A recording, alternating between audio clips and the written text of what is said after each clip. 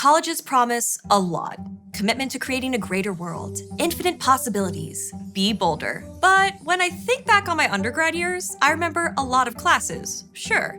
Like the math class I took for the numerically challenged that included writing an essay, or topics in popular culture, zombies, and history and literature of Georgia and Britain, both of which actually inspired me to pursue a PhD. But I also learned a lot of other stuff too, like what the Bechdel test was, and how to manage my extremely insufficient money, and how to finish 2 newspaper articles and ace a sociology test, and then go to work at my terrible retail job at American Apparel. Some people say it's the best time of their lives. Some people say their degree is actually useless. It's a huge investment of time and money, and if all we get out of it is questionable nutrition or finally reading Freud, that might not be worth it. Hi, I'm Dr. Emily Zarka, and we're here to investigate what the point of college actually is, what it's done for other people, and what it's supposed to do for you, me, and society.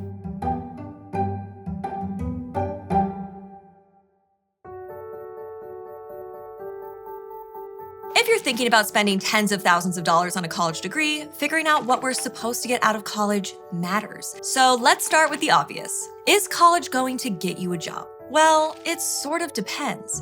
For most people, for most of human history, getting a job had nothing to do with college. People learned how to do their work from mentors in the field, no school involved. Carpenters learned from carpenters, and farmers learned from farmers, and bricklayers learned from bricklayers. Careers like that are called skilled trades, jobs that require specialized training and a particular skill set. So if you want to be a medieval blacksmith, or something more modern, like a programmer or an electrician, a trade school or an apprenticeship with someone in your trade could make more sense than traditional US college. See, a lot of US college takes a pretty generalist approach, teaching students lots of different subjects and skills, even if they might not use them directly in their work. That sort of goes against the time-honored model of career preparation, where you get really good at fixing HVAC units or making broadswords, and do that for your whole life. And some people think it comes at a cost to college students. It takes a long time to finish your degree and leads you less directly into the workforce. And you have to spend time reading Foucault and learning about the French Revolution when all you really want to do is fix computers. But generalized education has a history too, one just as medieval as that broadsword. Let me introduce you to a college classic, the liberal arts. During his reign in the 700s and 800s, King Charlemagne and his right-hand man, the late great Anglo-Saxon Alcuin, decided on a curriculum they thought should be taught everywhere.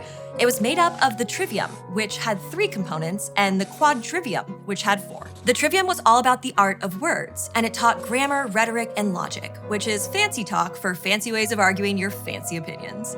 The quadrivium was for the art of numbers, and it taught arithmetic, geometry, astronomy, and music. Altogether, the trivium and quadrivium formed the liberal arts, which were supposed to be the study of logic and natural philosophy, basically trying to figure out how the world worked, from human discourse to the movements of planets and everything in between. The liberal arts didn't produce specialists. It gave students a basis for lots of different kinds of work. So they probably would have made terrible broadswords. And even though Charlemagne focused on the clergy, he sent crucial wheels in motion for later thinkers to believe that the best kind of citizenry was a broadly educated one. And a lot of people still feel that way. Along with the common defense and the general welfare and the blessings of liberty, the founding fathers were pretty into the idea of an educated citizenry.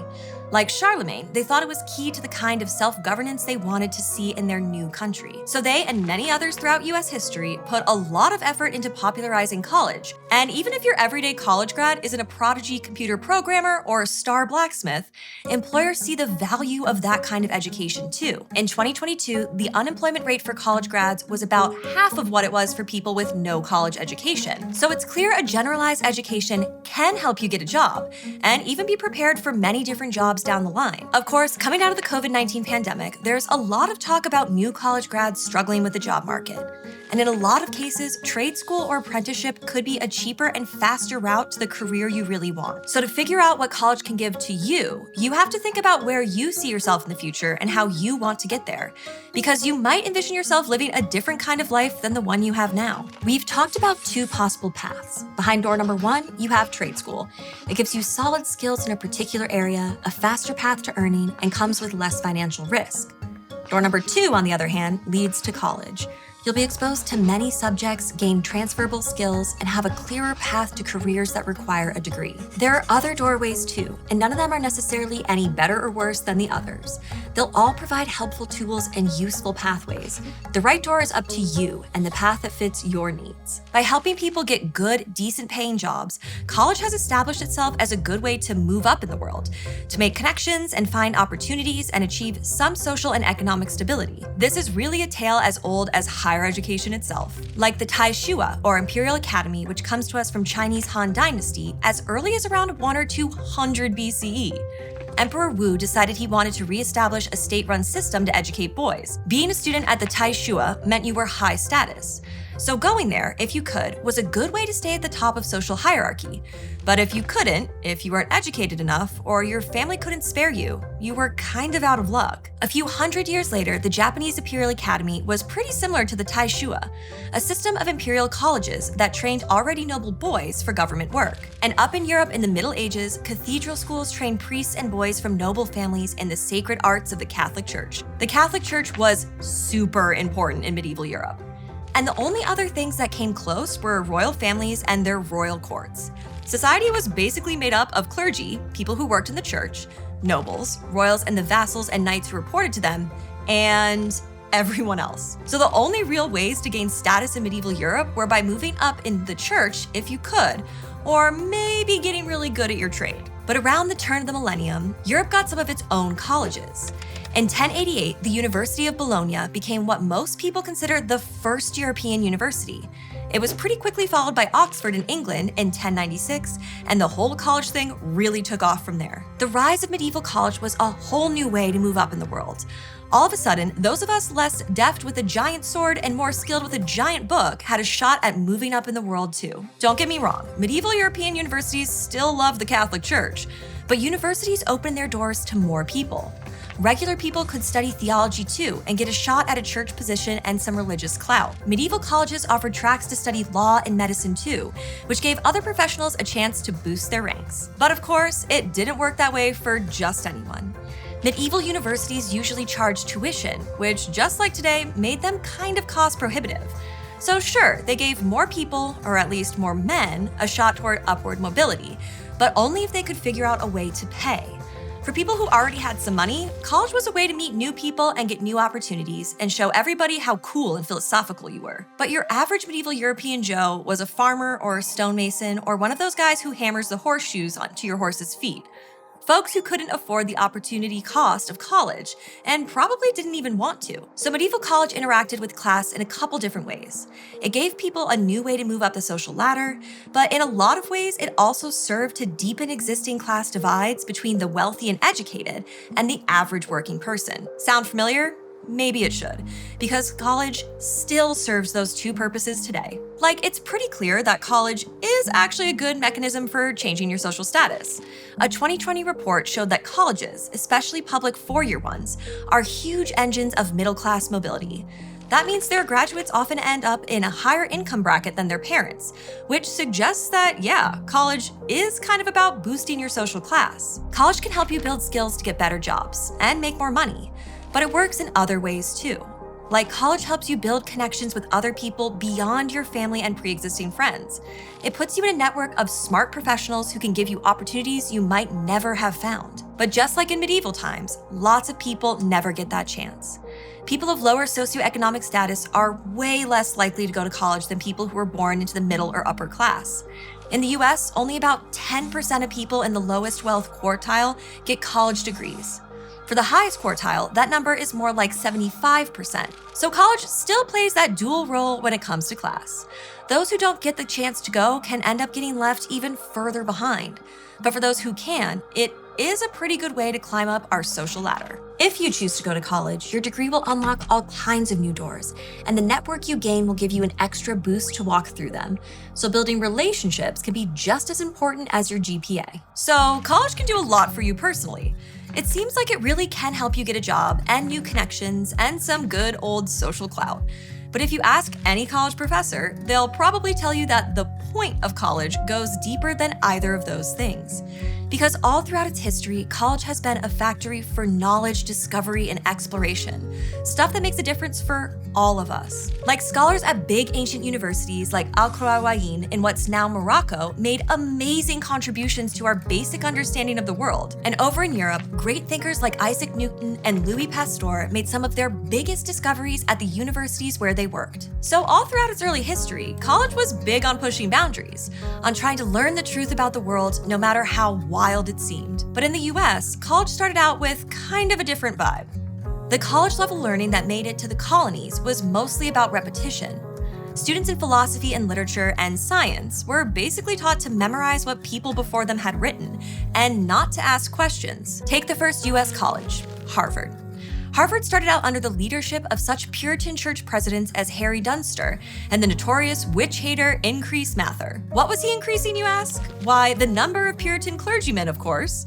In its early years, Harvard was heavy on theology, but college students, even back then, had a habit of making things difficult.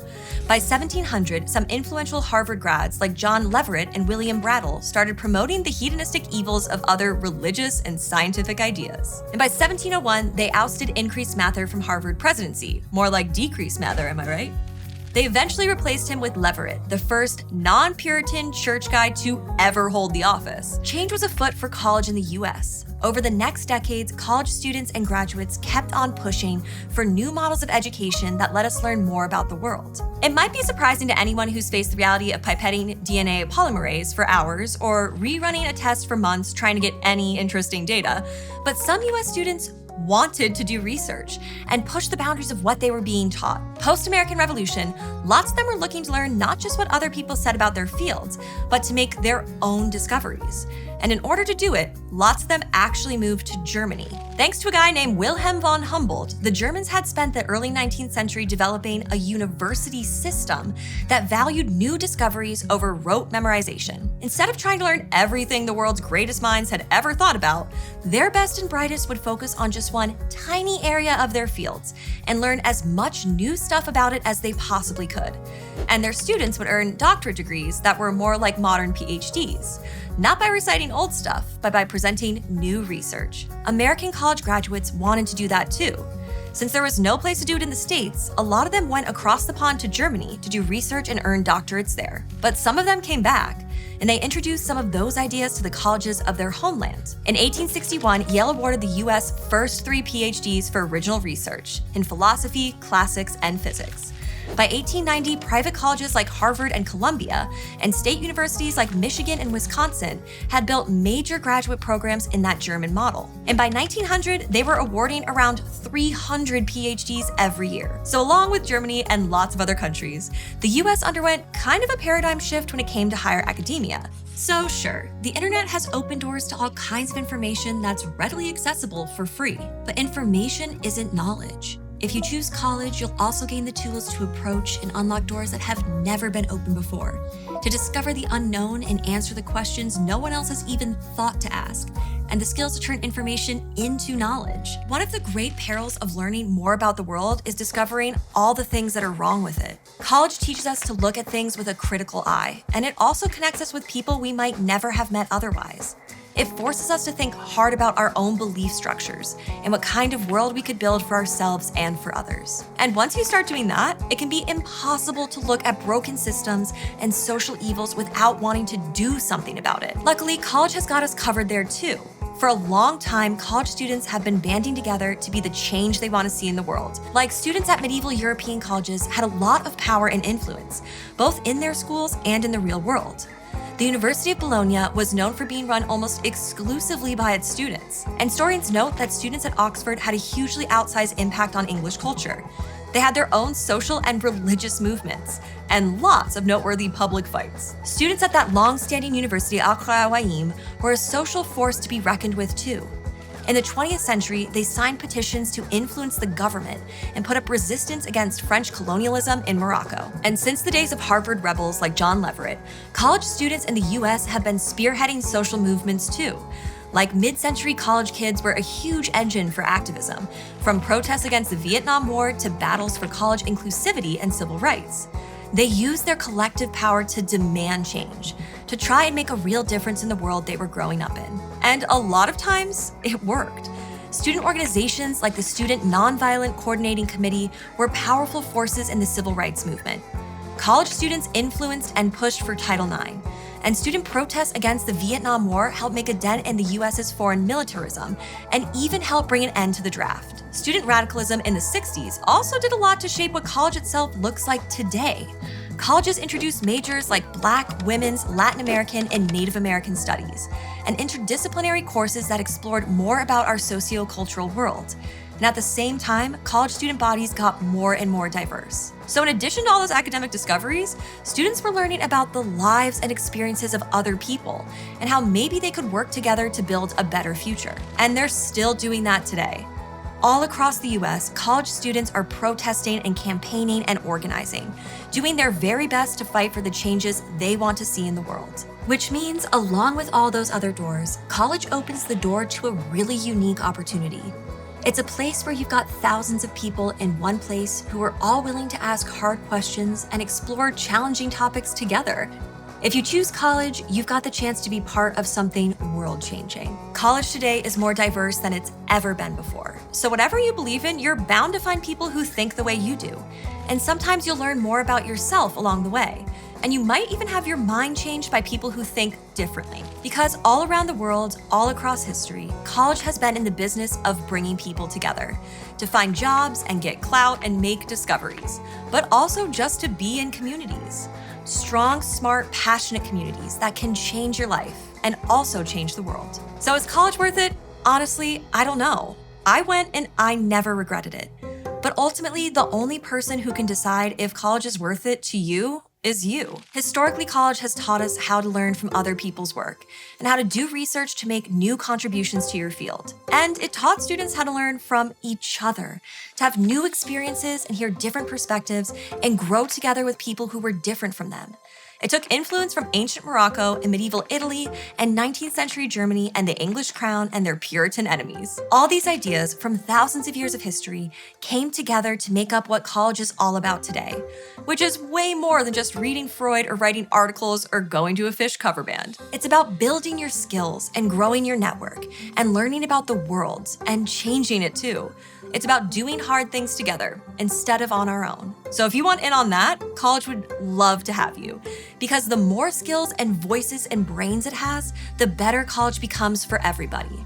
But no matter what path you choose, we here at Study Hall wish you way more than luck. Thanks for watching this Study Hall investigation. I hope you now have more information as you decide whether you should go to college or reflect on what you got out of your degree. If you heard something that resonated with you, check out GoStudyHall.com, where you can sign up to try a real college course for just $25 and see if it's for you. If you want to help us out, give this video a like, tell us what we should investigate next in the comments, and subscribe.